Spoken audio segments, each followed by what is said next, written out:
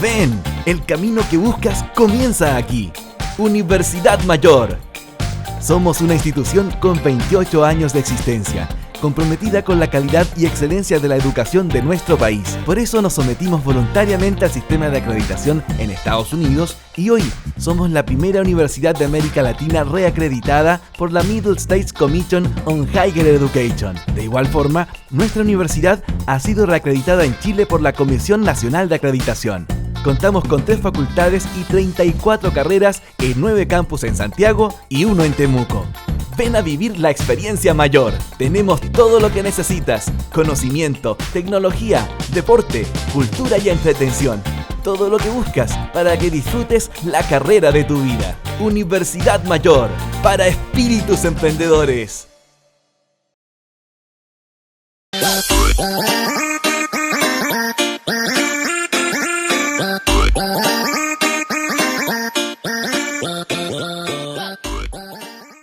Hola chiquillos, ¿cómo están? Bienvenidos a la clase de física del día de hoy.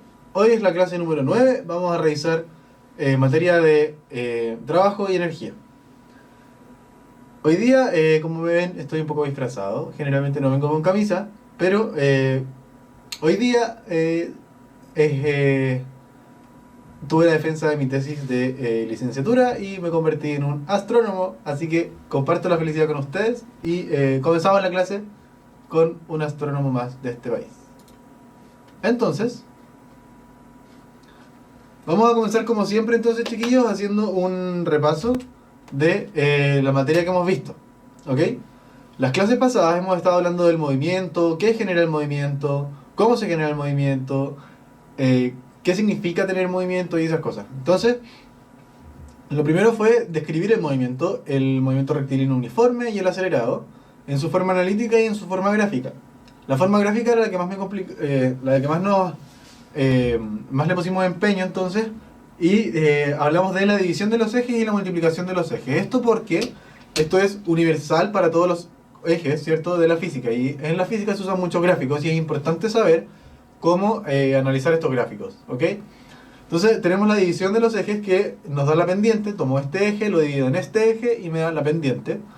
Y cuando multiplico los ejes, me da el área. Entonces tengo que ver qué unidades tienen estas cantidades para ver de qué estamos hablando al final, ¿ok?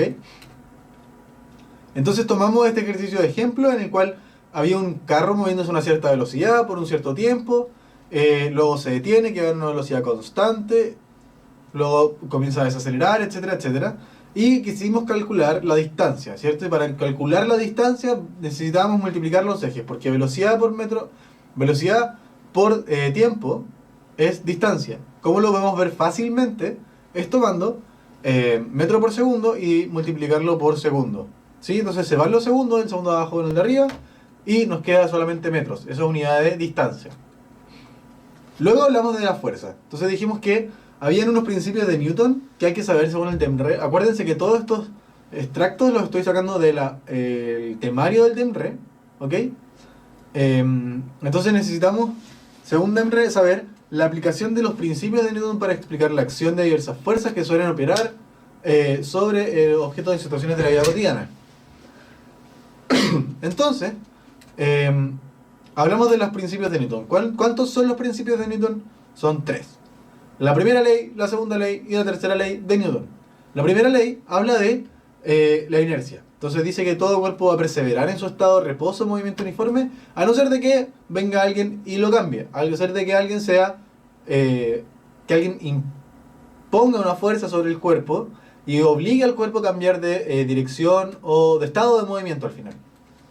Hablamos de, entonces, que la primera ley de Newton se relaciona con la propiedad de la masa, que nos dice que tiene inercia, o sea, que va a continuar su movimiento a no ser de que alguien lo detenga. Si, por ejemplo, este caballero, hablamos siempre de este pobre caballero que siempre se cae, porque si va con su bicicleta, la bicicleta es detenida por esta roca, pero el caballero no es la bicicleta, el caballero es un cuerpo aparte de la bicicleta, por lo tanto él sigue con su inercia y va siendo arrojado entonces por la inercia del caballero. Entonces finalmente no es su culpa caer, no es la culpa de la piedra, es culpa de él por tener masa. La segunda ley de Newton nos habla del cambio de movimiento. Entonces habíamos estado hablando del movimiento, el movimiento aquí, el movimiento allá, pero nunca habíamos dicho cómo cambiar el movimiento. Entonces el cambio de movimiento Newton lo define como proporcional a una fuerza, ¿ok? Que se imprime en línea recta y que finalmente va a ser el resultado de la multiplicación de la masa por la aceleración de este cuerpo.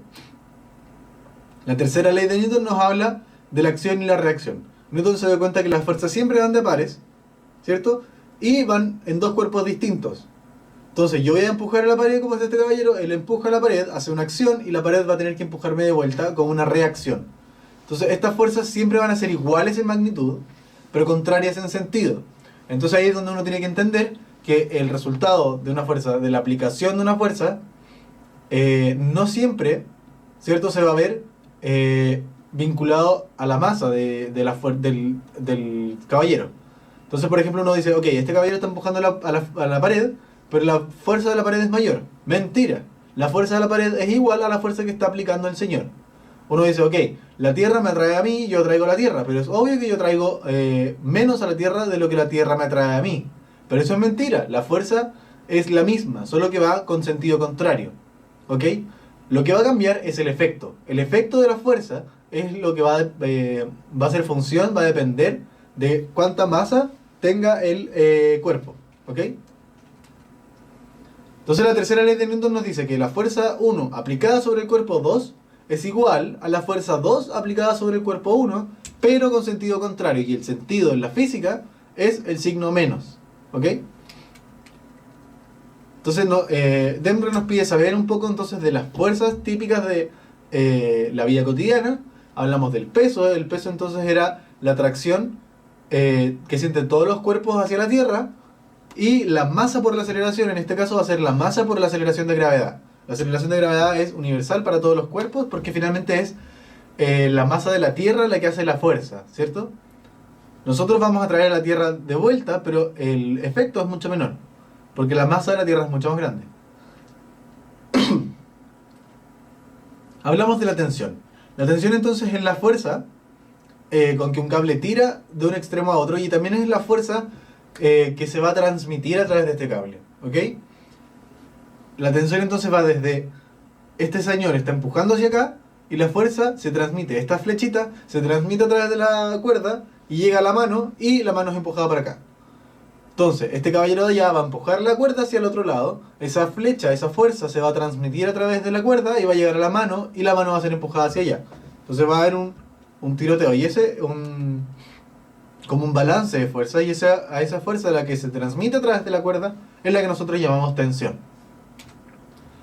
La fuerza normal es otra fuerza de la vida cotidiana y se produce debido a que las superficies no son perfectamente lisas, ¿cierto? Entonces, como las superficies no son perfectamente lisas, al yo intentar realizar un movimiento, ¿sí?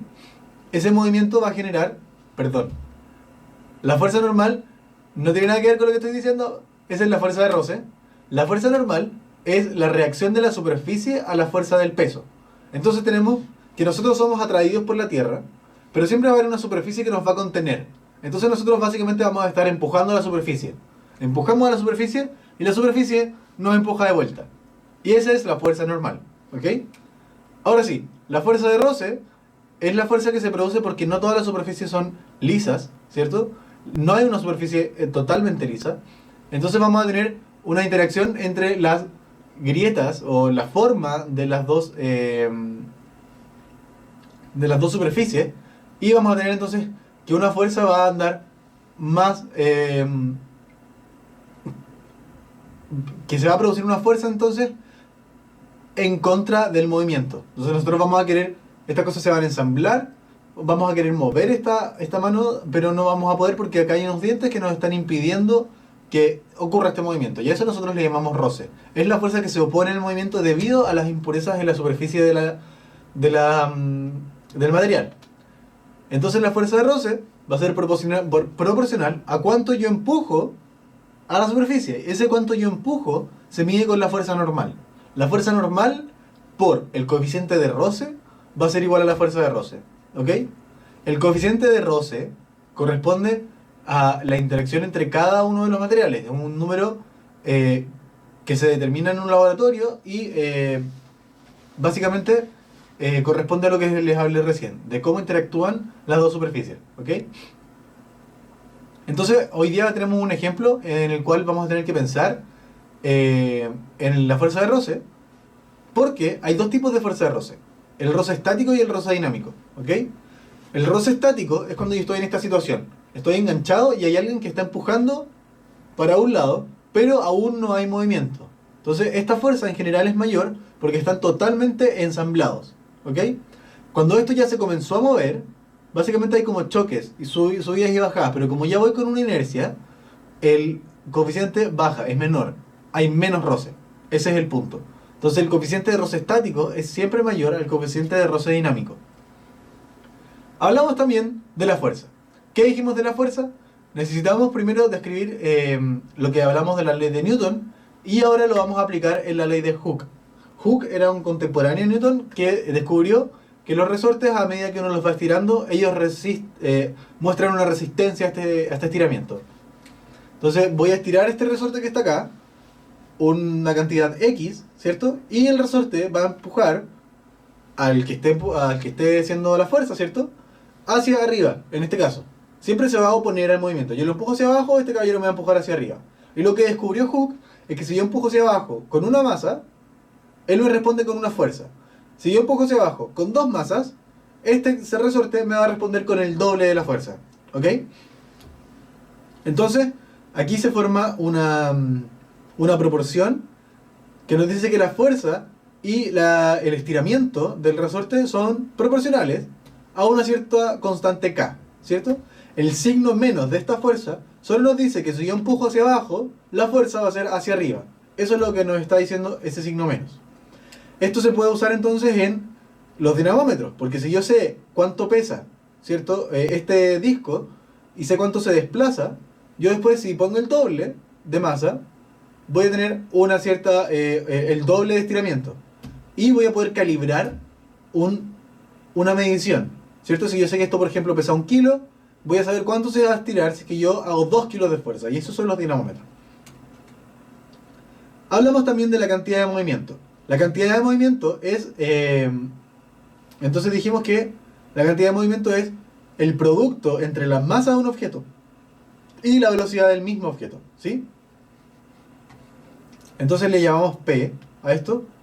El momentum P es igual a la masa por la velocidad, ¿sí? Era importante acordarse que el momentum no solamente depende de cuán grande sea el objeto, sino que también de la velocidad que lleva el objeto, ¿ok? Entonces, siempre pongo el ejemplo que quizás que es más fácil de tener. A un auto que vaya a 10 km por hora o a una bala que vaya a 300 km por segundo. Entonces uno dice, ok, sí, la bala es mucho más difícil de detener, y a pesar de que pese un centésimo de lo que pesa el auto, la bala es más difícil de detener porque es mucho más veloz, tiene mucho más momentum. Y eso es lo que nosotros vamos a pensar como inercia. ¿Cuánto momentum va a llevar este caballero? ¿Ok?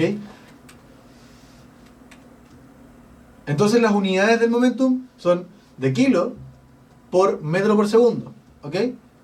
Eso es lo mismo que Newton por segundo. Hablamos también de cómo voy a cambiar el movimiento. Entonces yo tengo a un cuerpo, ¿cierto?, que está en un cierto estado de movimiento. Se mueve a una cierta velocidad y tiene una cierta masa. Entonces yo digo, ¿cómo cambio el movimiento de este objeto? Y ya hemos hablado de que para cambiar el movimiento de este objeto tenemos que aplicarle una fuerza, ¿cierto? Aplicamos la fuerza y necesitamos saber por cuánto tiempo aplico la fuerza, porque no es lo mismo aplicar la fuerza durante un tiempo pequeño a estar mucho tiempo aplicando la fuerza, porque el movimiento va a ser distinto, el cambio en el movimiento va a ser distinto, ¿cierto? Entonces, yo a este cuerpo que se está moviendo le voy a dar un impulso, ¿sí? Impulso I. Ese impulso va a ser igual a la fuerza que yo aplique por la cantidad de tiempo en que se ha aplicado esta fuerza, ¿sí? Entonces, ¿cómo cambia el movimiento? Aplico una fuerza. ¿Cuánto cambia el movimiento? Depende del tiempo en que se aplica esta fuerza. Y a eso le habíamos llamado impulso. Después, la clase pasada, de hecho, hablamos solo de energía, ¿sí? La aplicación de la ley de conservación de energía mecánica para explicar diversos fenómenos, ¿sí?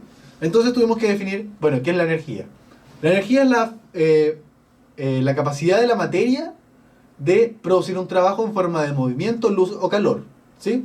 Entonces, hablamos mucho del potencial. Dijimos, ok, acuérdense del caso de Alexis Sánchez. Alexis Sánchez lo vieron muy chiquitito y dijeron, ok, este muchacho tiene potencial.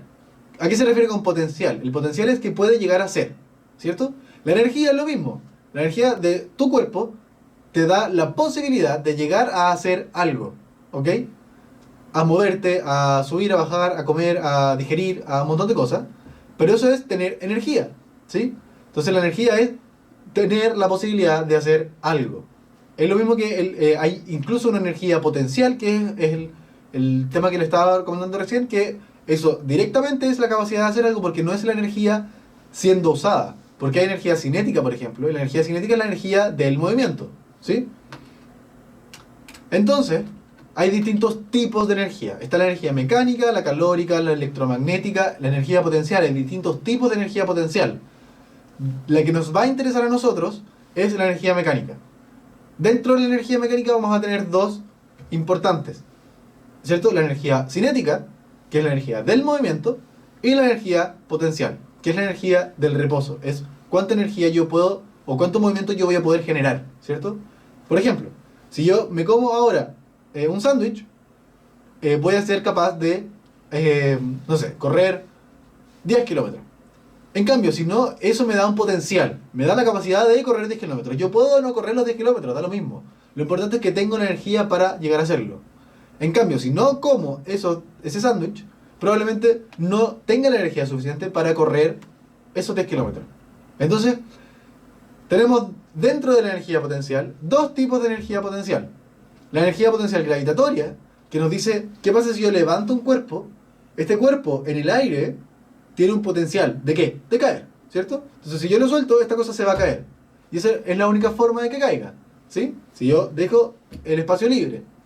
Pero si no lo tengo acá, este caballero va a tener igual una energía potencial, ¿sí? La otra energía potencial es la potencial elástica, y que se refiere a la fuerza que hablamos recién. Si yo comprimo un resorte, este resorte va a querer expandirse. Pero para poder expandirse, para poder generar el movimiento, voy a tener que soltarlo, ¿cierto? Esa energía va a depender entonces de cuánto lo comprimo, porque si más lo comprimo, más energía va a tener acumulada.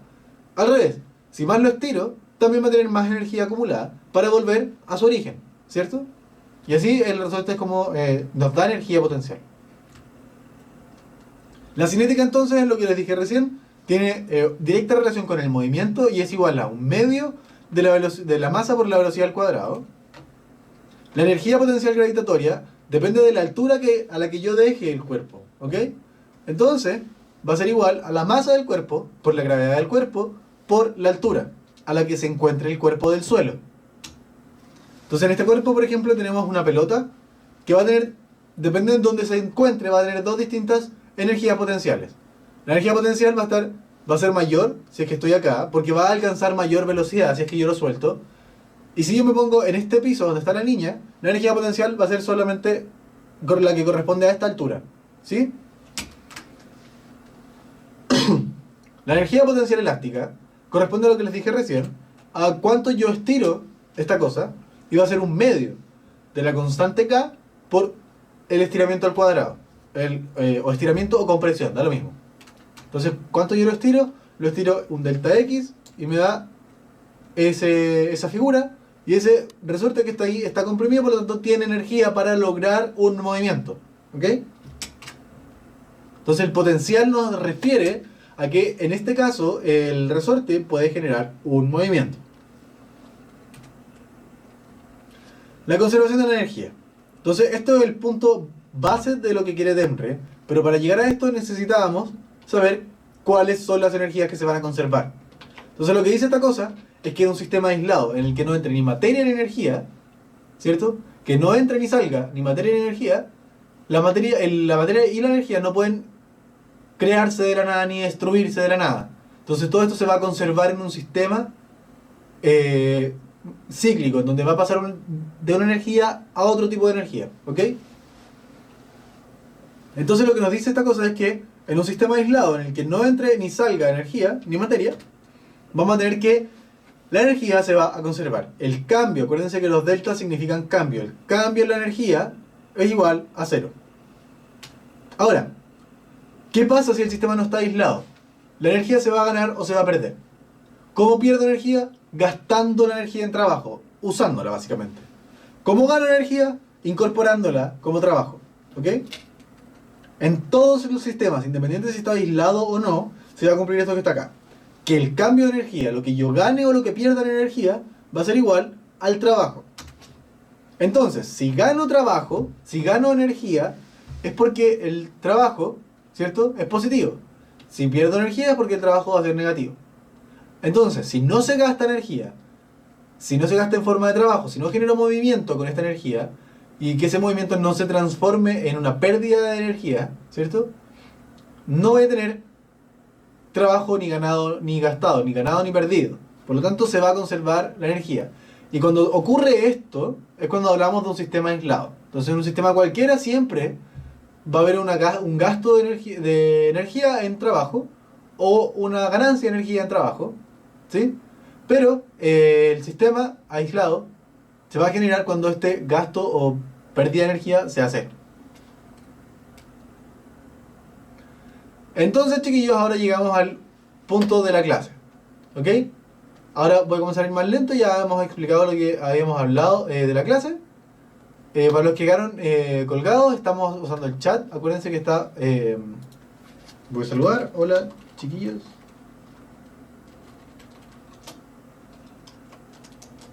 Y la idea es que ahora comiencen con las preguntas, ¿sí? Entonces, ¿qué es el trabajo mecánico? El trabajo mecánico, ¿cierto?, es lo que genera el movimiento de un cuerpo. Entonces se dice que una fuerza realiza trabajo cuando altera el estado de movimiento de un cuerpo. ¿Ok? Entonces, tengo este cuerpo, aplico una fuerza y este cuerpo se mueve. ¿Ok? Eso entonces nos dice que esta fuerza que está acá generó un trabajo. El trabajo es energía. ¿Ok? Ahora, esta fórmula que está acá es la fórmula teórica y no creo que se asusten, porque el coseno que está allá solamente nos va a hablar de la importancia, ¿cierto?, de la orientación del movimiento y la fuerza. ¿Ok? Entonces, lo que nos va a decir este coseno es claramente lo siguiente. El trabajo va a ser positivo cuando la fuerza y la distancia tengan igual sentido. Y tiene toda la lógica del mundo, porque si yo empujo hacia allá y el cubo se mueve hacia allá, el trabajo que generé es positivo, porque estoy usando la fuerza. ¿Ok? El trabajo va a ser negativo si es que yo empujo hacia allá, pero esta cosa se está moviendo para el otro lado. ¿Ok? Y el trabajo va a ser cero si es que yo empujo para allá y esta cosa se mueve hacia arriba o hacia abajo. Si se mueve de manera perpendicular. Entonces, repetimos. Va a ser el trabajo positivo cuando la fuerza y la distancia tengan igual sentido. Vayan las dos para el mismo lado. Va a ser negativo cuando la fuerza y la distancia tengan sentidos opuestos. ¿Sí? Y va a ser cero cuando la fuerza y la distancia sean perpendiculares. ¿Ok? Entonces vamos a poner ejemplos. Este caballero está levantando esa caja azul desde el punto A hasta el punto B. Esta caja entonces tiene un peso y además la fuerza del caballero que la está levantando, porque el caballero tiene que hacer una fuerza para levantarla. Entonces, el trabajo.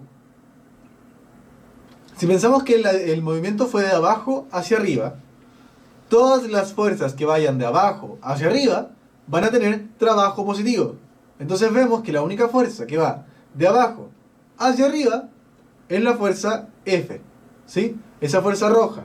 Esa fuerza roja tiene trabajo positivo. ¿Por qué? Porque va de abajo hacia arriba. Igual que el movimiento de la caja. La caja va de abajo hacia arriba. ¿Qué pasa con el trabajo de la fuerza del peso? El peso, en este caso, apunta hacia abajo. ¿Sí? Va en dirección de abajo hacia arriba. Pero la caja fue movida de abajo, ¿cierto?, hacia arriba. Y la fuerza va de arriba hacia abajo. Entonces, si yo empujo hacia abajo, pero la caja se mueve hacia arriba, el trabajo de esta fuerza F es negativo. Y así es como se define. Y por eso nosotros, es importante esto que estamos hablando porque probablemente lo pregunten en la prueba. ¿Qué pasa ahora si el caballero se está desplazando de forma horizontal? Entonces la caja ya no se mueve de abajo hacia arriba, sino que se mueve de izquierda a derecha. ¿Ok? De izquierda a derecha. Ahora, la fuerza F, para mantenerla arriba, tengo que empujarlo, ¿cierto?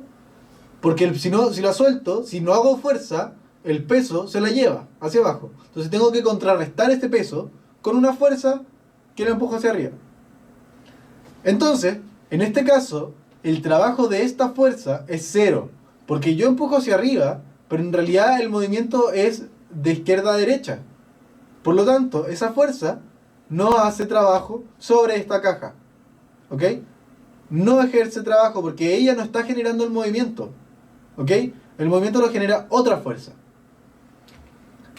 La fuerza del peso es la misma historia. Esta fuerza no está generando movimiento. ¿Ok? De hecho, está empuja hacia abajo, pero el movimiento es de izquierda a derecha. Por lo tanto, el trabajo de la fuerza peso es cero. ¿Qué signo tiene el trabajo de la fuerza de roce al arrastrar un cuerpo horizontalmente por el piso? Entonces este es un ejercicio. Sabemos entonces que la fórmula de trabajo es fuerza por distancia y el signo de este trabajo nos lo da la orientación que tienen esos dos vectores. Entonces tenemos una caja que se mueve en una dirección y la fuerza de roce va a ir en la otra dirección. ¿Ok? Entonces uno piensa y dice, si el movimiento es de izquierda a derecha y el roce es de derecha a izquierda, van en contra, ¿cierto? Entonces el roce y el movimiento tienen sentidos distintos, por lo tanto el trabajo de la fuerza de roce es negativo, ¿cierto? Ahora, ¿qué pasa con el resto de las fuerzas? ¿Qué pasa con su normal? Entonces imaginemos que esta caja está en una superficie. Esta superficie resiste entonces el peso del cuerpo y lo empuja hacia arriba con la normal. Pero, ¿qué pasa con este movimiento? El movimiento es horizontal y la normal apunta verticalmente hacia arriba.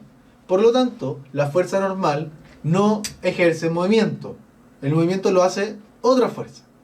Entonces, el trabajo de la fuerza normal es cero. El trabajo del peso es la misma historia. El peso apunta hacia abajo, no genera movimiento, por lo tanto, su trabajo es cero. Ahora, usted se dirige al colegio, del colegio a su casa, que queda a 1.5 kilómetros, cargando su mochila de 5 kilos. ¿Cuál es el trabajo realizado por el peso de la mochila? Entonces necesitamos saber cuál es el trabajo realizado por el peso de la mochila. Entonces, el peso, y acuérdense que aquí nos dan pistas, nos dicen entonces cuánto pesa la mochila y cuánto es la distancia que recorro. Pero ojo, la mochila y el peso de la mochila van hacia abajo. Y el movimiento, de nuevo, es horizontal, ¿cierto? Como el movimiento es horizontal y el peso apunta hacia abajo, el movimiento no es generado por el peso de la mochila. El movimiento no tiene nada que ver con el peso de la mochila. Por lo tanto, en este caso, el trabajo del peso de la mochila es cero. De nuevo, por lo mismo. Porque yo, el peso, la fuerza peso, intenta mover la mochila hacia abajo, pero el movimiento es horizontal. Entonces no tiene nada que ver, no es la fuerza que genera el movimiento y el trabajo es cero. ¿Qué pasa con tu peso? Tu peso es la misma historia. El movimiento es en ese sentido y el peso apunta hacia abajo. Entonces, el trabajo, ¿cierto? El que genera el movimiento no es este peso. Entonces uno se pregunta, bueno, ¿qué fuerza ejerce el trabajo? Porque yo me estoy moviendo. Hay alguien que me está empujando para que yo me mueva. Entonces ahora tenemos que pensar, ir un poco más allá y ver cómo se genera el movimiento y qué fuerza es la que genera este movimiento. Imaginemos acá tenemos nuestro zapato, aquí está el zapato, y este es el tobillo de nuestro pie, nuestra pierna, no sé, y pasa que nosotros vamos a movernos en esa dirección. Entonces el problema es, bueno, ¿cómo logro con mis zapatos moverme en esa dirección? Yo voy a intentar poner mi pie en la superficie. Pongo el pie en el suelo y lo que voy a hacer es empujar el suelo. Piensen ustedes, ¿qué pasa si estuvieran en hielo? Si estuvieran en el hielo, ponen su zapato en el hielo, intentan caminar y probablemente se deslicen hacia atrás, porque eso es lo que hace el zapato. El zapato nos da la fricción para agarrarnos del suelo y empujar el suelo hacia allá y lograr un movimiento en esa dirección. Entonces, ¿cuál es la fuerza que genera el movimiento? Porque si nosotros estamos empujando para allá, nos tendríamos que mover para allá. Pero pasa que nos estamos moviendo hacia el otro lado. Entonces, el movimiento es generado por esto que les acabo de mencionar. Yo pongo el pie y engancho el pie en la superficie, ¿cierto? Y luego empujo la superficie. Pongo el pie, empujo la superficie. Pongo el pie y así voy generando el movimiento. Entonces, básicamente, lo que genera el movimiento es el roce que nosotros tenemos del pie con la superficie. ¿Ok? Entonces, en este caso, de nuevo, el pie empuja, se engancha en la superficie, está la superficie acá, viene el zapato, queda aquí, ¿cierto? Ahora, el zapato empuja, pero no logra deslizarse, ¿cierto? No es un deslizamiento así. Eso ocurre, por ejemplo, cuando uno va bajando un cerro y va como derrapando en el cerro, pero ahora no, tenemos entonces el zapato que está acá, se engancha con el otro, empuja, y la fuerza de reacción entonces va a ser el roce, y como es estático, es alto, ¿cierto? Yo llamar este roce estático porque el zapato no se desliza. Entonces empuja el zapato, el roce, la superficie, empuja en contra y genera un movimiento. Entonces básicamente el roce entre el zapato y el suelo es la fuerza que ejerce el trabajo. ¿Ok? Vamos con otro ejemplo.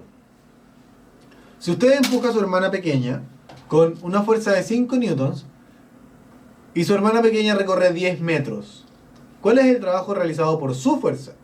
¿Cuál es el trabajo realizado por el peso de su hermana? ¿Y cuál es el trabajo realizado por tu peso? Entonces vamos con la primera.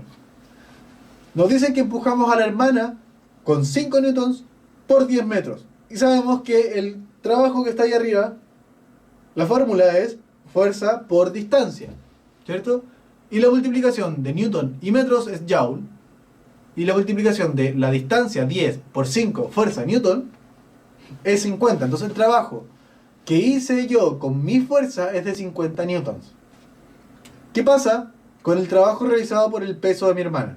El peso de mi hermana, de nuevo, va hacia abajo, el movimiento va horizontal y el peso no tiene nada que ver.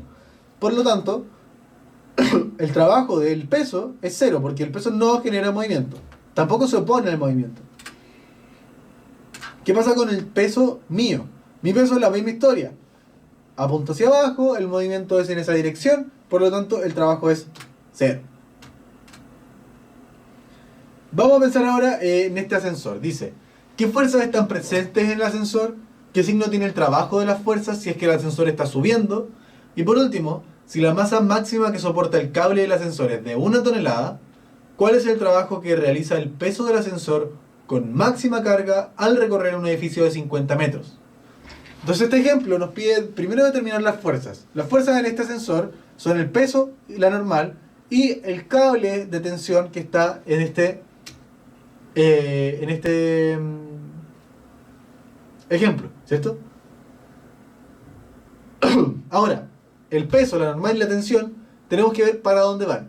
El peso va hacia abajo, la normal va hacia arriba y la tensión también va hacia arriba. Porque la tensión, acuérdense que está siendo la fuerza para sostener el ascensor.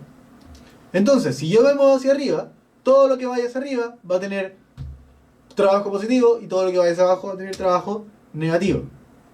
Entonces, el peso va a tener signo negativo su trabajo, la normal y la tensión van a tener signo positivo. Ahora, ¿qué pasa si la masa máxima que soporta el cable del ascensor es de 1 tonelada? Necesitamos saber cuál es el trabajo que realiza el peso del ascensor. Entonces, el peso del ascensor es mg al desplazarse 50 metros, ¿cierto? Entonces, mg de nuevo, masa por gravedad, es el peso, que es la fuerza. La distancia son 50 metros, por lo tanto, 1000 kilos, 1 tonelada son 1000 kilos, por 9.81 por metro por segundo cuadrado, multiplicado por la distancia, que son 50 metros, nos da 490.500 joules.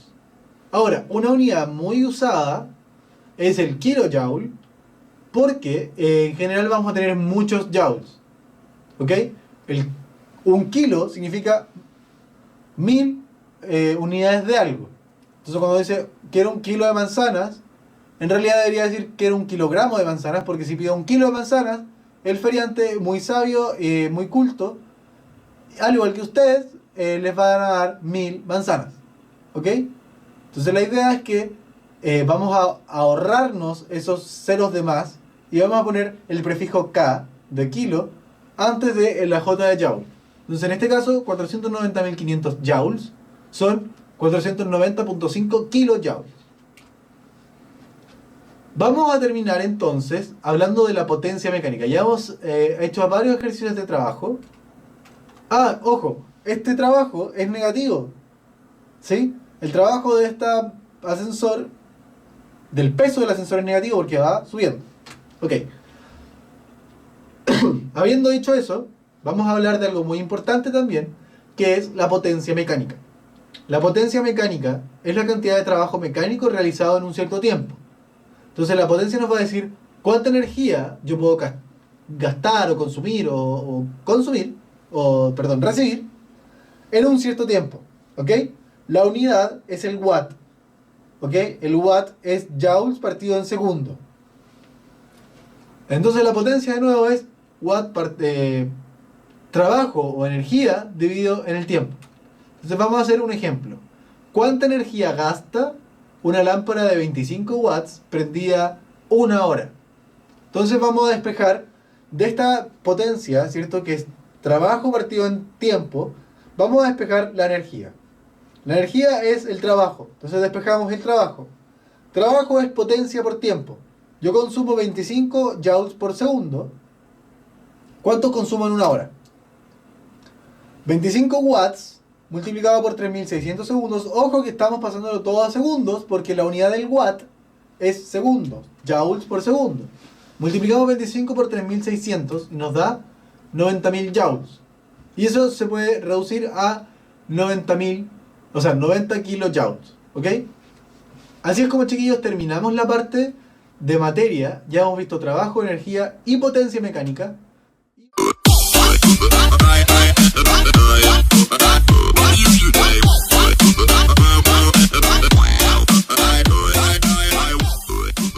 Ven, el camino que buscas comienza aquí. Universidad Mayor. Somos una institución con 28 años de existencia, comprometida con la calidad y excelencia de la educación de nuestro país. Por eso nos sometimos voluntariamente al sistema de acreditación en Estados Unidos y hoy somos la primera universidad de América Latina reacreditada por la Middle States Commission on Higher Education. De igual forma, nuestra universidad ha sido reacreditada en Chile por la Comisión Nacional de Acreditación. Contamos con 3 facultades y 34 carreras en 9 campus en Santiago y 1 en Temuco. Ven a vivir la experiencia mayor. Tenemos todo lo que necesitas: conocimiento, tecnología, deporte, cultura y entretención. Todo lo que buscas para que disfrutes la carrera de tu vida. Universidad Mayor, para espíritus emprendedores.